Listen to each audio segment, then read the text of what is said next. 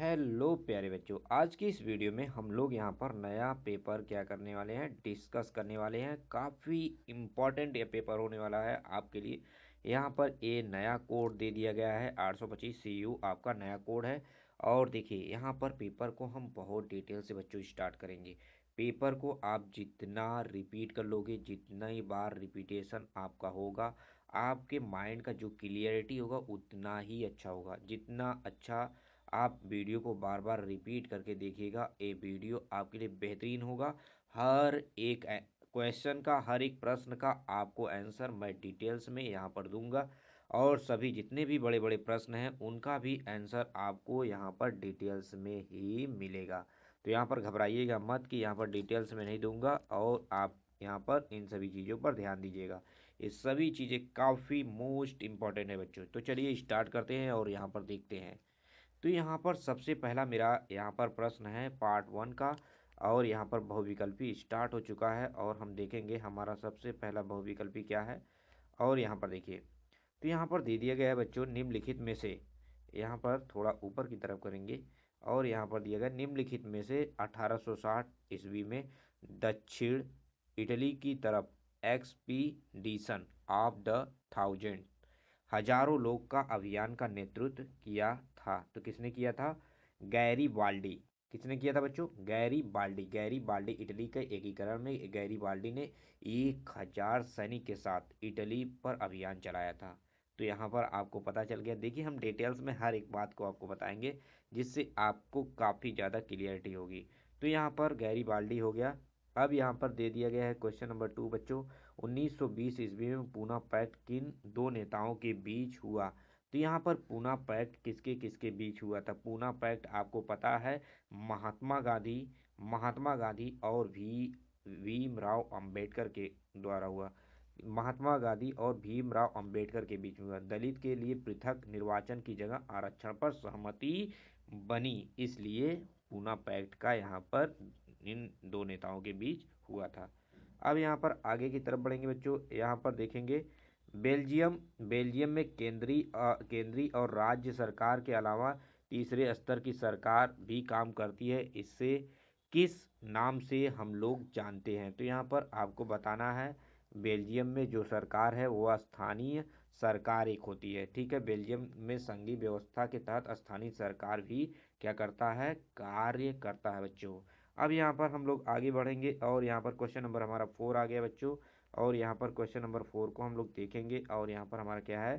संघात्मक शासन प्रणाली में शक्तियों का विभाजन निम्नलिखित में से किन माध्यम मध्य होता है? किनके मध्य होता है?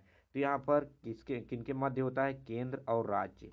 यहाँ पर देखिए, यहाँ पर क्या है? केंद्र और राज्य के मध्य होता है। कभी भी संघात्मक शासन प्रणाली होगा तो राज्य और केंद्र, यहाँ पर इन ये सब तो ऐसे ही कट जाते हैं, क्योंकि यहाँ पर जब भी शक्तियों का विभाजन होगा, वो जाहिर सी बात है, यहाँ पर केंद्र और सरकार जो राज्य के मेन होते हैं, केंद्र के मेन और संघीय व्यवस्था का मूल सिद्धांत शक्ति का बंटवारा होता है। ठीक है, संघीय।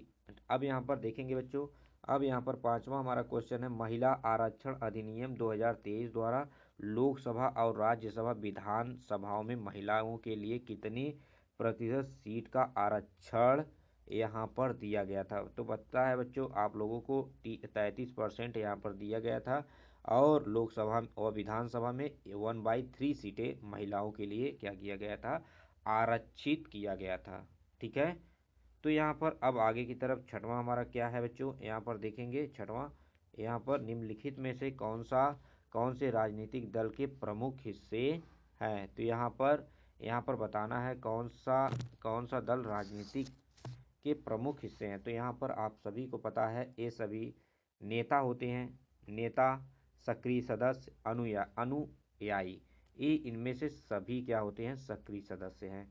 ठीक है, तो ये क्या है? सक्रिय सदस्य हैं। अब यहाँ पर देखेंगे बच्चों की व्यक्ति की गरिमा। यहाँ पर क्वेश्चन नंबर 7वां हमारा दिया गया है, व्यक्ति की गरिमा, नागरिकों में समानता का बढ़ावा देने वाली राजनीतिक व्यवस्था निम्नलिखित में कौन सी है? तो यहाँ पर देखो, समानता को बढ़ावा देना और गरिमा का ध्यान धरना, ये क्या है? एक डेमोक्रेसी है, मतलब लोकतंत्र है, इसे लोकतंत्र कहते हैं। लेकिन इस समय आप देख ही रहे हैं लोकतंत्र कहाँ पर है। तो यहाँ पर देखिए बच्चों, किस संधि के द्वारा यूनान को एक स्वतंत्र राष्ट्र रूप में मान्यता मिली। तो यहाँ पर आपको क्वेश्चन नंबर 8वां में बताना है कि किस संधि के द्वारा यूनान को एक राष्ट्र के रूप में मान्यता मिली। तो यहाँ पर आपको सिर्फ क्या बताना है बच्चों, काफ़ी मज़ेदार है। तो यहाँ पर बताएंगे यूनान क्या है हमारा, इसमें दिया गया है यूनान के द्वारा बताया गया, इस संधि के में यूनान को स्वतंत्रता मिली थी, किसके द्वारा मिली थी। तो बच्चों यहाँ पर देख रहे हैं जिसे हम इंग्लिश में कॉन्स्टेंटिनोपोल कहते हैं ठीक है। पल ये हमारा क्या है, कुस्तुतुनिया की संधि के द्वारा हमारा यहाँ पर कुस्तुतुनिया की संधि जो है उसके द्वारा हमें मिला था। अब यहाँ पर हमारा बच्चों यहाँ पर 8वां हो गया। अब यहाँ पर हम लोग आगे की तरफ बढ़ेंगे और हम यहाँ पर देखेंगे कि हमारा ए वाला क्वेश्चन का है, भारत माता की विख्यात छवि को किसने चित्रित किया था। यहाँ पर भारत माता की विख्यात छवि को कितने यहाँ पर चित्रित किया था बच्चों। तो यहाँ पर कौन है, यहाँ पर देखिए अवनींद्र नाथ टैगोर। यहाँ पर अवनींद्र नाथ टैगोर एक जो थे, यह चित्र भारतीय राष्ट्रवाद का प्रतीक बना। क्या बना, भारतीय राष्ट्रवाद का क्या बना, एकदम प्रतीक बन गया।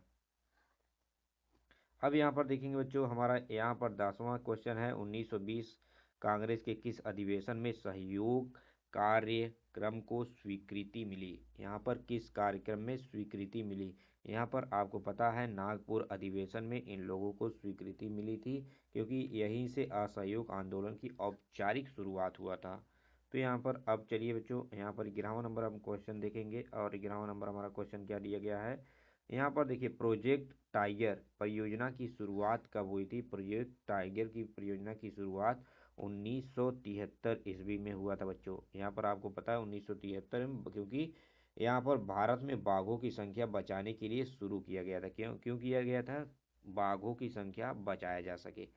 टिहरी बांध किस नदी पर है। टिहरी बांध किस नदी पर बना है। टिहरी बांध जो है भागीरथी पर बना है, भागीरथी पर बना है। अब यहाँ पर देखेंगे बच्चों हमारा, अब यहाँ पर अगला जो है निम्नलिखित में से कौन से, अब यहाँ पर 13वां हमारा जो है, निम्नलिखित में से कौन सा फसल मोटे अनाज के अंतर्गत आता है। तो यहाँ पर आप लोगों को सही में मोटे अनाज में बाजरा ज्वार रागी आता है, बाजरा ज्वार रागी, लेकिन यहाँ पर दिया गया है बाजरा। तो यहाँ पर हमारा आंसर जो हो जाएगा बच्चों बाजरा हो जाएगा।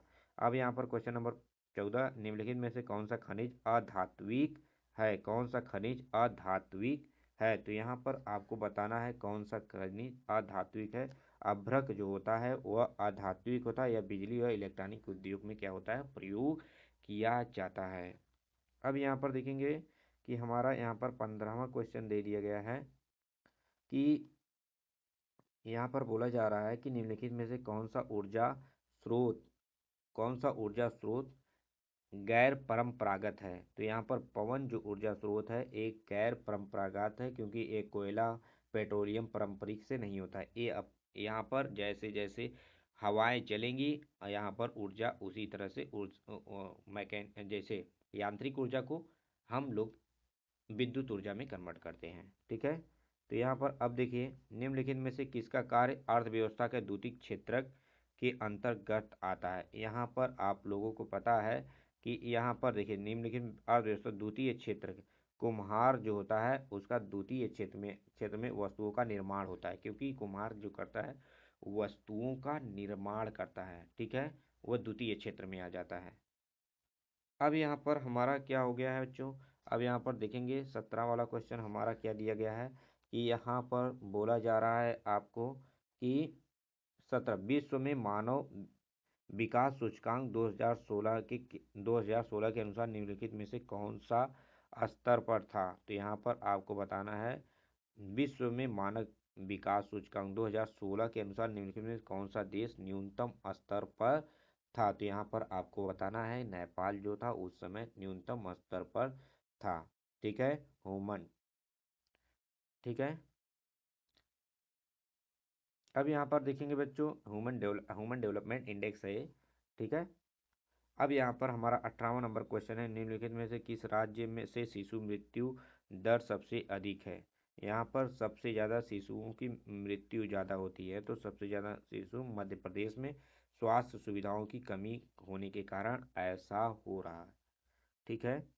अब यहाँ पर देखेंगे वैश्वीकरण क्यों इम्पोर्टेंट है। हमारे वैश्वीकरण का प्रभाव निम्नलिखित में किस पर विपरीत विपरीत पड़ा। वैश्वीकरण किस पर विपरीत पड़ा। तो यहाँ पर हम लोग यहाँ पर वैश्वीकरण श्रमिक श्रमिक क्या होता है, श्रमिक वर्ग पर क्या हुआ, विपरीत पड़ा। ठीक है।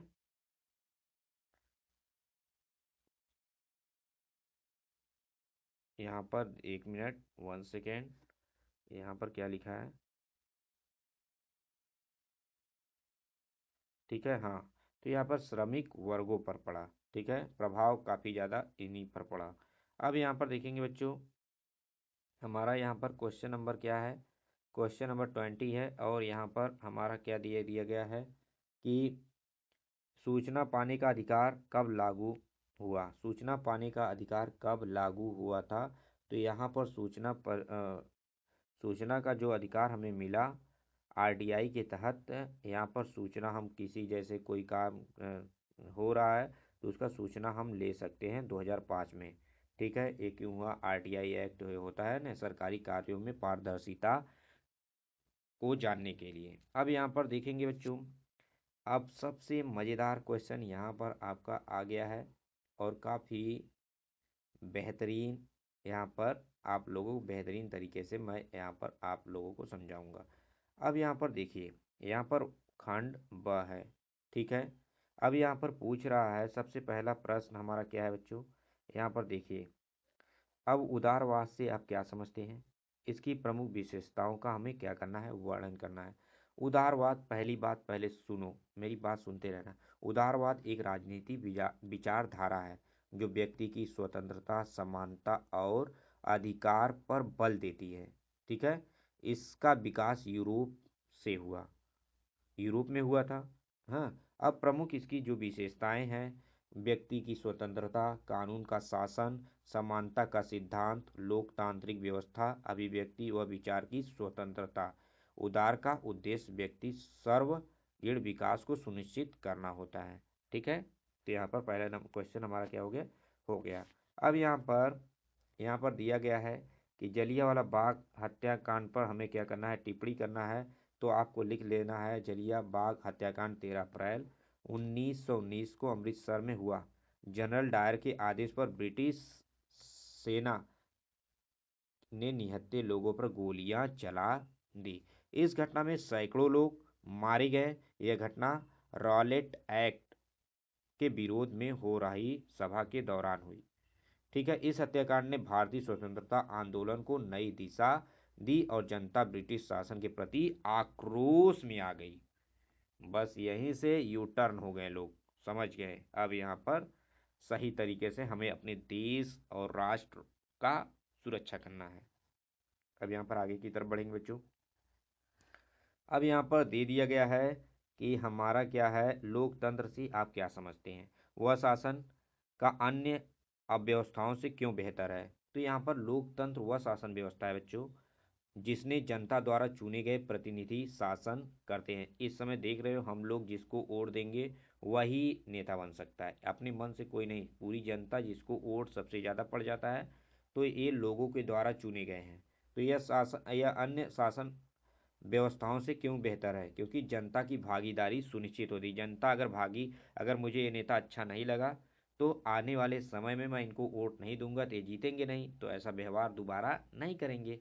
तो ये होता है, समान अधिकार मिलते हैं और सरकार जनता के प्रति क्या होती है, हर कार्य के प्रति उत्तरदायी होती है। सत्ता का शांतिपूर्ण हस्ताक्षर होता है। ठीक है। लोकतंत्र में नागरिक की गरिमा की रक्षा होती है, सबसे बड़ी बात है। अब यहाँ पर चलिए बच्चों, यहाँ पर देखिए, भारत संविधान में धर्मनिरपेक्ष से संबंधित कौन से प्रावधान है।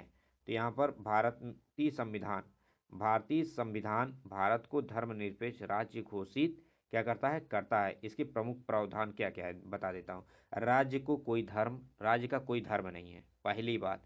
जो इस समय लोग धर्म विवाद कर रहे हैं, ऐसा कोई बात नहीं होना चाहिए। राज्य में कौन क्या है इससे हमें नहीं मतलब है। सभी धर्मों को सम्मान समान सम्मान मिलना चाहिए। दूसरी बात, इस समय अनुच्छेद 25 से 28 तक धार्मिक हमें स्वतंत्रता है, हम किसी भी धर्म को अपना सकते हैं। ठीक है, ये हमारा स्वयं की इच्छा है। किसी धर्म के साथ भेदभाव नहीं होना चाहिए, ये प्रावधान धार्मिक सद्भाव को बढ़ावा देता है। ठीक है, तो यहाँ पर संविधान में है, लेकिन इस समय लोगों के दिमाग में क्या चल रहा है मुझे नहीं पता। अब यहाँ पर देखिए, ऊर्जा के परंपरागत एवं गैर परंपरागत स्रोत विभेद कीजिए। तो यहाँ पर ऊर्जा के बारे में हमें परंपरागत और भेद विभेद बताना है। तो यहाँ पर दो कॉलम बनाओगे इनके बीच। तो यहाँ पर पारंपरिक कोयला पेट्रोलियम होता है।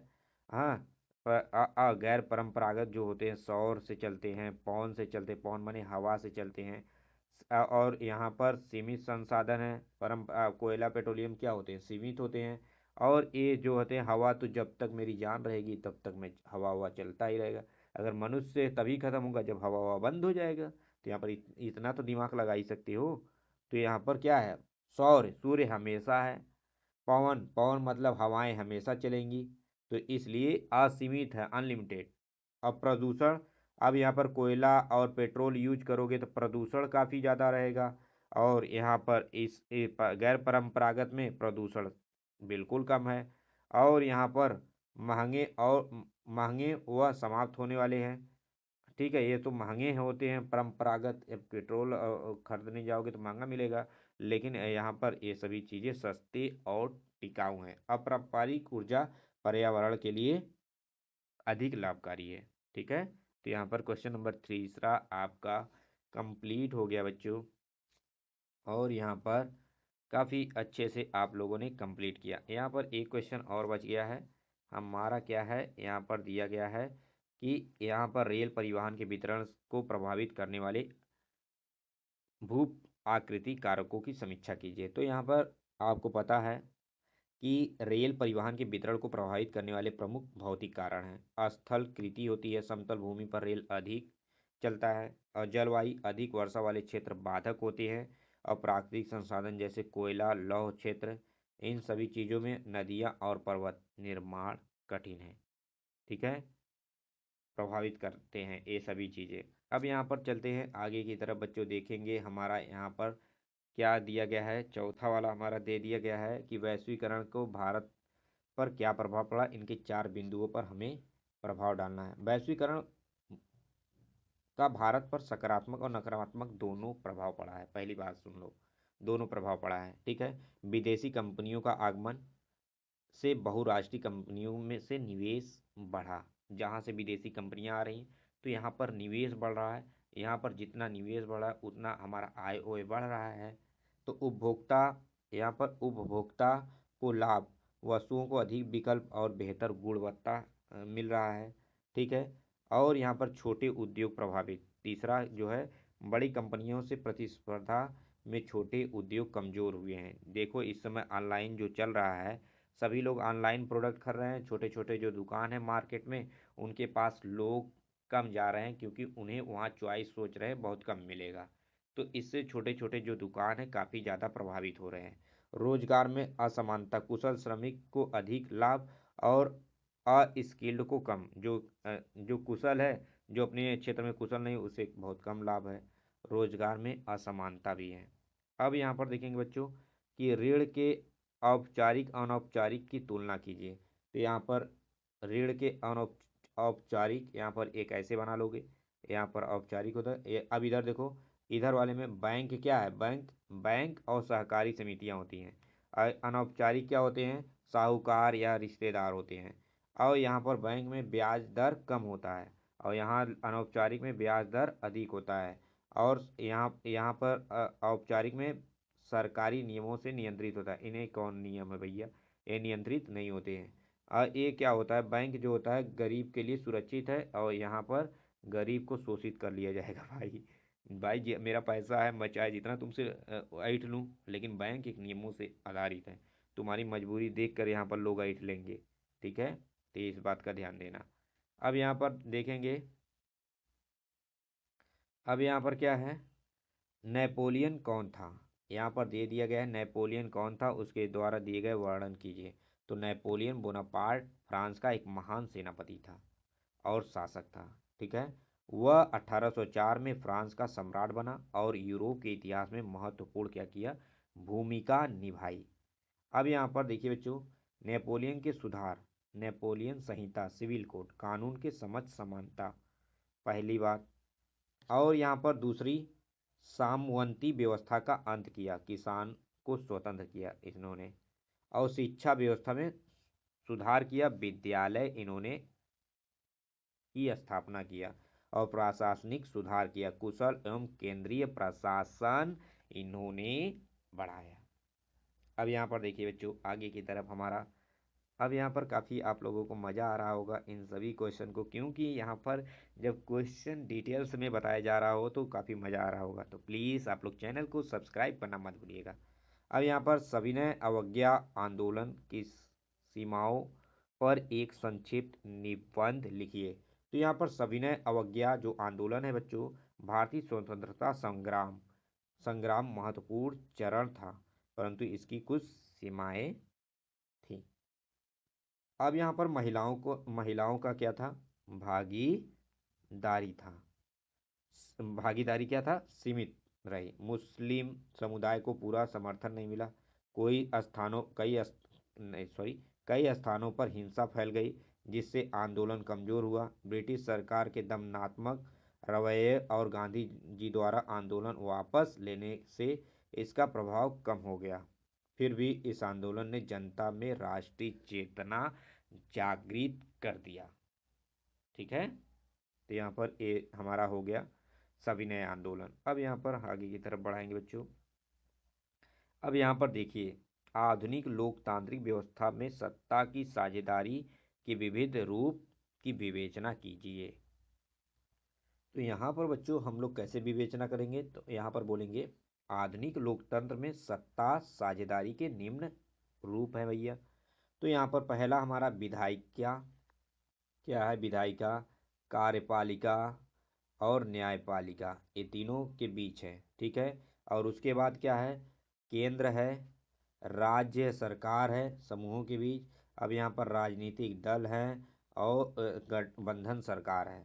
ठीक है।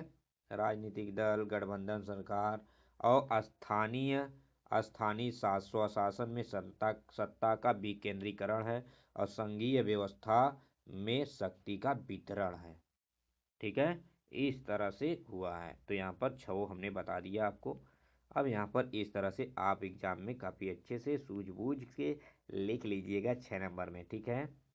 अब यहाँ पर देखिए, अब यहाँ पर दे दिया गया है कि भारतीय राजनीति में जाति की भूमिका का विवेचन करना है। तो यहाँ पर भारतीय राजनीति में जाति महत्वपूर्ण भूमिका रही है। जाति मतदान व्यवहार को प्रभावित करता है। यहाँ पर इधर की जाति उधर की जाति लड़ाकर लोग अब मतदान, वोट डालो राज करो, ऐसा इस समय चल रहा है। राजनीतिक दल जातिगत समीकरणों के आधार पर उम्मीदवार का चयन करते हैं और आरक्षण नीति जाति आधारित असमानताओं को दूर करने का प्रयास है। कई जाति आधारित संगठन राजनीतिक में सक्रिय है।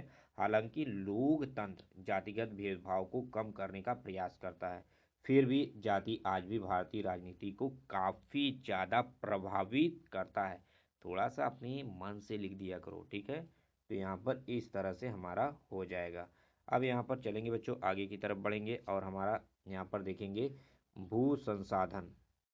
यहाँ पर दिया गया है, परिभाषित कीजिए, भारत में भू उपयोग प्रारूप की समीक्षा कीजिए। क्या मज़ा आ रहा है कि नहीं, कमेंट कर देना भाई। इतना आपके लिए हर एक क्वेश्चन को ढूंढ कर लाना, छाट कर लाना, आपको बताना काफ़ी मेहनत लग जाता है।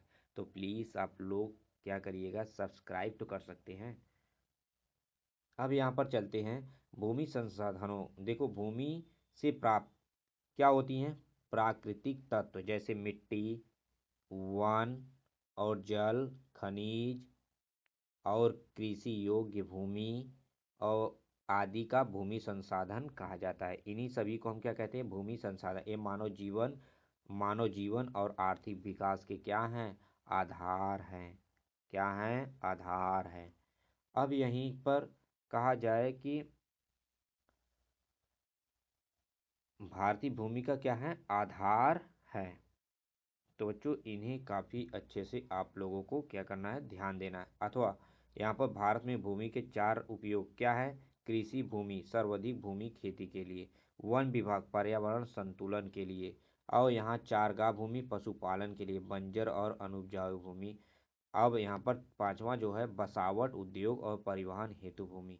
भारत एक कृषि प्रधान देश होने के कारण कृषि भूमि का प्रतिशत जो होता है अधिक होता है बच्चों। तो यहाँ पर कृषि के लिए बहुत ज़्यादा व्यवस्था है। तो ये आप यहाँ पर आगे की तरफ बढ़ेंगे और देखेंगे। तो यहाँ पर देखिए, अब यहाँ पर दे दिया गया, नीचे वाला क्वेश्चन हमारा दिया गया है।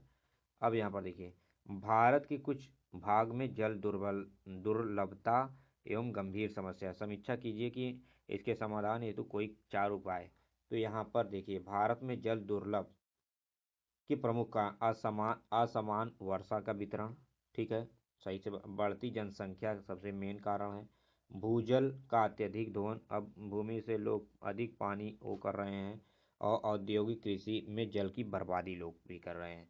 तो समाधान के 4 उपयोग, जो वर्षा हो रहा है उन्हें हम संचय करें, ठीक है, ड्रिप और स्प्रिंकलर सिंचाई करें, जैसे पाइप लगाएं ऐसे, तो यहाँ पर सिंचाई में कम पैसा वो पानी कम खर्च होगा।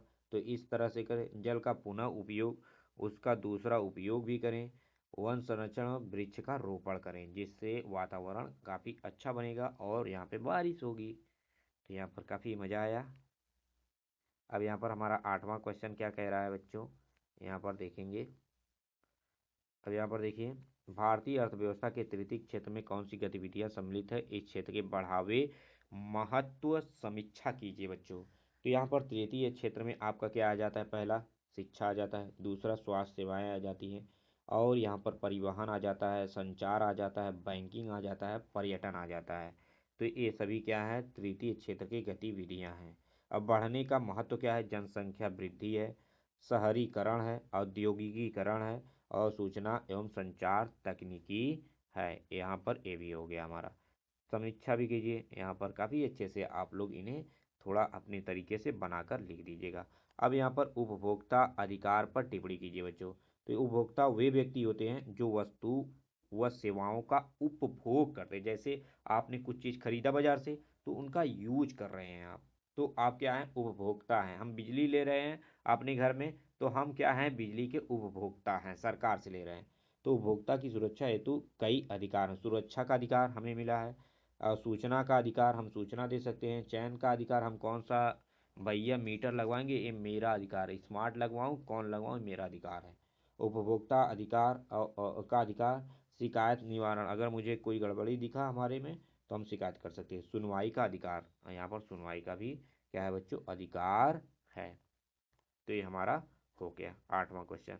अब यहाँ पर हम लोग आएंगे, ये देखिए, ये सभी चीज़ें जो हैं आपके मैप में दिया रहेगा बच्चों। हमारे पास तो मैप नहीं है, लेकिन हम इनका उत्तर आपको बता देंगे, जिसको आपको मैप में अच्छे तरीके से आप लोगों को बता देना है।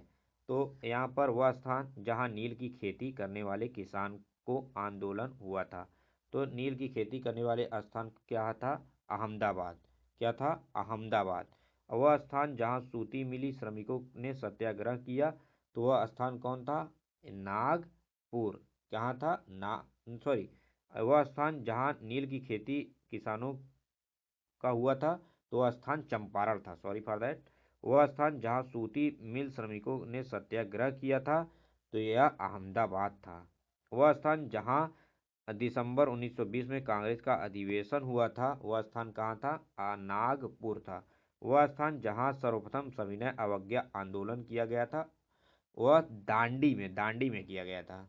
कांग्रेस द्वारा पूर्ण स्वराज की मांग कहाँ पर किया गया था भैया, लाहौर में, जो इस समय पाकिस्तान में है। अब यहाँ पर हम लोग क्या करेंगे, आगे की तरफ बढ़ेंगे और देखेंगे हमारा क्वेश्चन क्या है। तो यहाँ पर देखिए, 9 का ये हो गया। अब यहाँ पर 9 का ए था, 9 का क्या है, अब यहाँ पर आगे की तरफ बढ़ते चलेंगे और देखेंगे 9 का बी है। अब यहाँ पर हमारा क्या दिया गया है, ताप्ती नदी का नाम सहित हमें बताना है। ताप्ती नदी किस सागर में गिरती है, तो यहाँ पर बताना है। तो ए अरब सागर में। अब यहाँ पर राजस्थान की राजधानी नाम चिन्हित सहित बताना है, जयपुर में। और कांडला बंदरगाह नाम सहित क्या है, कांडला पश्चिम तट पर। और कार्बेट राष्ट्रीय उद्यान नाम सहित बताना है, उत्तराखंड। और यहाँ पर अरावली श्रेणी सहित राजस्थान में। ठीक है, नाम सहित बताना है। यहाँ पर इस तरह से आप लोग कर लेंगे। तो यहाँ पर हमारा हो गया बच्चों, और यहाँ पर हम आगे की तरफ अब बढ़ेंगे और देखेंगे। तो यहाँ पर 9A वाला तो हमारा हो ही गया है। अब यहाँ पर आगे की तरफ हमारा ये लास्ट हमारा बचा हुआ है, और इसे भी देख लिया जाता है। और यहाँ पर क्या दिया गया है।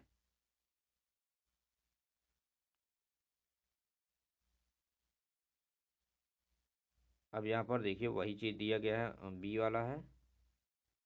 ठीक है, तो हमारा यहाँ पर पूरी तरह से हो चुका है बच्चों। अरावली श्रेणी कहाँ है, तो यहाँ पर वही चीज़ हमें क्या करना है, अच्छे तरीके से दर्शा देना है। तो यहाँ पर आप लोगों को कैसा लगा हमारा वीडियो, प्लीज़ आप लोग चैनल को सब्सक्राइब करना मत भूलिएगा। प्लीज़ आप लोग यहाँ पर लाइक कर दीजिएगा, क्योंकि आप लोग यहाँ आप लोगों के लिए मैं नए नए वीडियो खोज कर लाता हूँ, और हर एक प्रश्न को कई जगह से खोजता हूँ, जिससे आपको सही उत्तर सही तरीके से दिया जा सके। तो प्लीज़ वीडियो को लाइक करिएगा, चैनल को सब्सक्राइब करना मत भूलिएगा। Thank you for watching.